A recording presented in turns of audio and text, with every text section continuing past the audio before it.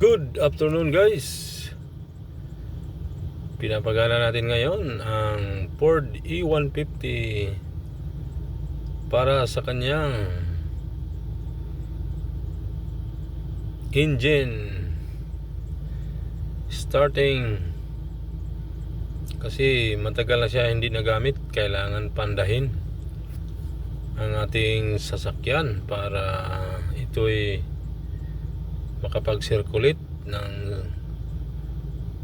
power supply ng battery para hindi ma-drain yung baterya, at saka yung engine maano siya, yung mag centralize ulit, lalo na ang aircon. Maya ipandahin ko yung aircon guys. Yan itong pag kailangan ng sasakyan kahit hindi ginagamit ay panatilihing paminsan-minsan paandahin, kahit 2 beses sa isang linggo.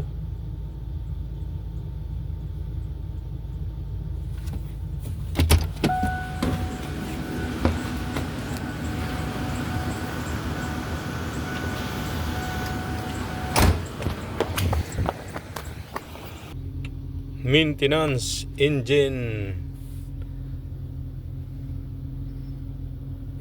starting. Kailangan yung mga sasakyan na nakatambay, kailangan pandahin. Yan, pinanda ko na guys ang aircon para bakit walang aircon to? Walang aircon. Nakauna easy normal, pero walang aircon. Ano yun?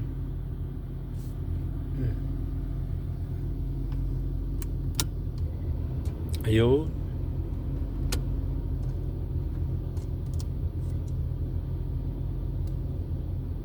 Wala pa rin.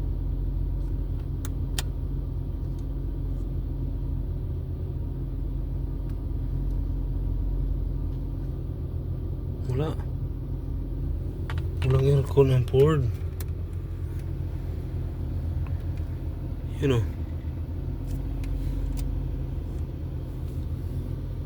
Pero may tunog. Full. Wala.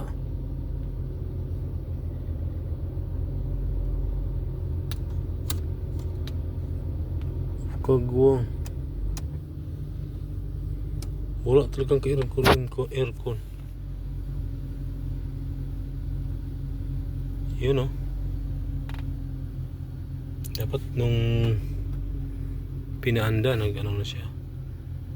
May tunog lang siya pero walang buga. Di pa yata ito na-check ni Joseph And guys, pasilib sa Ford E150, ang kanyang natakbo ay 152,000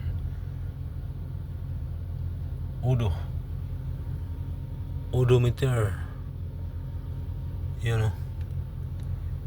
Kilometer. Ang gas niya ay higit sa kalahati. Ang baterya niya ay normal at ang engine niya ay normal, mataas sa kalahati. Ang heat temperature, nakapark. Ang battery niya ay nasa higit 12 volts dahil nakaanda ang kanyang alternator nagsusupply. Gasa natin. Ano to guys? B8 Utso ang makina nito. B8 engine. Napakalakas lumamon. Timean ko lang mga 15 minutes. Pwede na siguro. Sabi nga ni brother, mga kalahating oras. Nako, ang laki na makain ng ano nito kung paabuti ng kalahating oras. 30 minutes. Ilang ano na yan, lagok. Dahil 8 ang ano ito. Ito yung van 2000 model. Yan, nabili din to year 2000. So ang edad niya ay 24 years of service. Si E150 guys. Tanda na nito pala. Mas matanda pa to kaysa ginagamit ni brother na XT 200, yung Montero, old Montero na 2.4 ang engine. Ito ay year 2000 pa.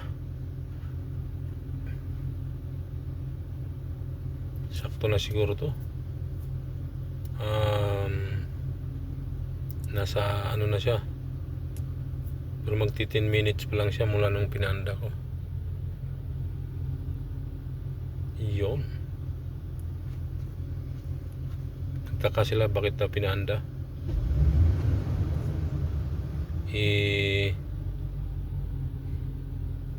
Dapat magtaka sila bakit walang anda-anda. Sabay ganun.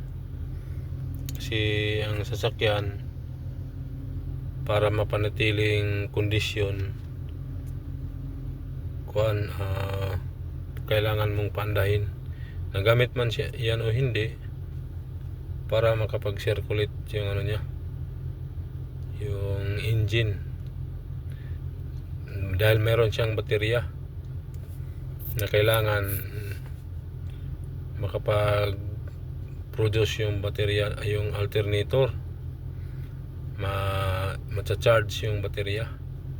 Mas maganda nga, dabis pag iikot ang sasakyan, i-warm up, painitin na nagtakbo.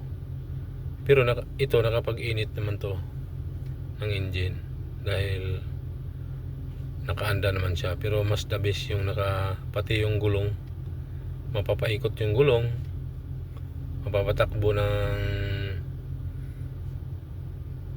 bahagya, kahit hindi man as in malayo, at least nakapag warm up yun, napainit yun. Ang iba nga talaga, yung todo ikot talaga sa subdivision. Yung iba inaano yung sasakyan, binubumba ang ingay ng iba, paharurot. Pero kahit lang, nung malumanay mga 4 na ikot, okay na yun. Nakapag na yung engine, nakapag painit na ng husto.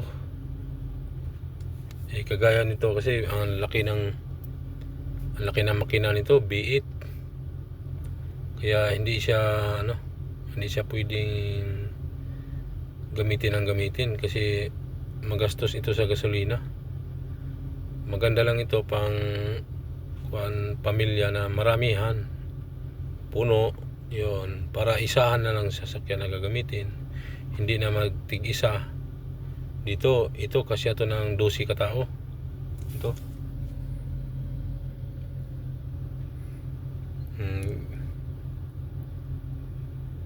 pwede na 10 minutes na mahigit. Hanggang dito lang guys ang ating pagpapainit ng Ford E150 Triton. Thank you for watching guys, at advance Merry Christmas sa lahat. God bless. Bye bye.